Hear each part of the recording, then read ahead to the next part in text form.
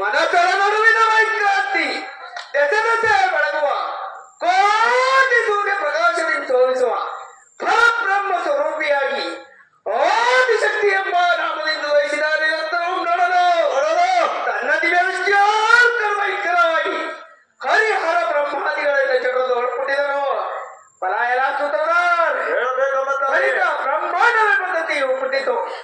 ಪಲಾಯಲಾಸೂತ್ರದ ಭಿನ್ನ ಯುಗದಲ್ಲಿ ಆ ತತ್ತಿಯು ಭಿನ್ನವಾಯಿತು. ನಂತರ ಮನುಪರಿಷದಿಗಳು ಹುಟ್ಟಿದರು. ಅವರು ಹುಟ್ಟಿದ ಬಳಿಕ ಈ ಭೂಮಿಯು ಹುಟ್ಟಿತು.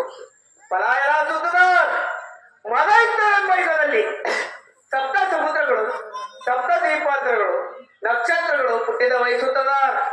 ಆ ಬಳಿಕ ಸೂರ್ಯ, ಚಂದ್ರ, ಅಶ್ವಿನಿ ದೇವತೆಗಳು ಹುಟ್ಟಿದರು.